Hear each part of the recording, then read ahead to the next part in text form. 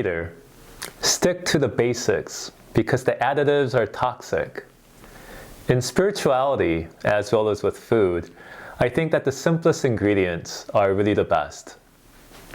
In our commodity-driven spirituality, sometimes we think that if I could only go to that course, that really deep Bible study class offered by some other church, or if I went on that exotic or hardcore mission trip offered by some other church, or if I went to that really powerful worship night held at some other church, we're tempted to think that the answer lies in joining in on something or getting something offered in some program or in some experience offered at another institution. But this chasing after these types of experiences, these novelties, are things that are ultimately unhealthy for the body of Christ. So I encourage you to do what you're already doing. I encourage you to trust that you're on the right track. I encourage you to believe that God will reward your earnest desire to seek genuine intimacy with Jesus.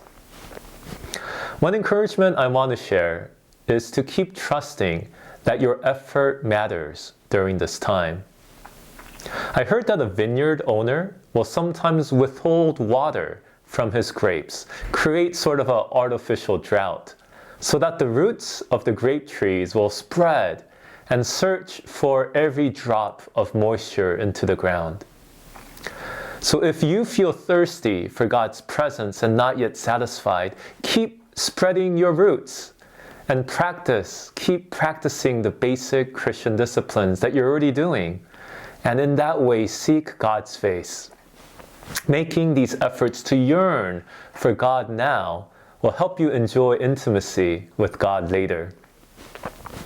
Another encouragement I want to give to you is to think of your spiritual growth in the same way as physical growth. Your physical exercises are sometimes not intense enough to get you the results that you want to see. You might be experiencing a spiritual plateau because you're not pushing yourself hard enough to break through your comfort zone. So ask someone that knows you well to function as your spiritual coach and explore together what type of spiritual workout would be right for you, and set the goals that would cause you to strive after God with greater earnestness and with greater, as your readiness allows you to do. But don't forget, as you're working out, that Christian intimacy is all about grace. Intimacy with God is a gift that we receive, and it's certainly not a result that we achieve. Genuine intimacy is a gift that God yearns to give to all who will humble themselves and ask. So again, I want to encourage you to be patient and to keep desiring and yearning for God's presence, and to do the things that God has already shown you are good. Love God, the one no eye has seen. Serve the least, the unesteemed. Cry out for folks who've gone astray. Choose now to make good news displayed. As you do the basic things patiently, may your satisfaction in God increase, that you may be able to glorify God all the more.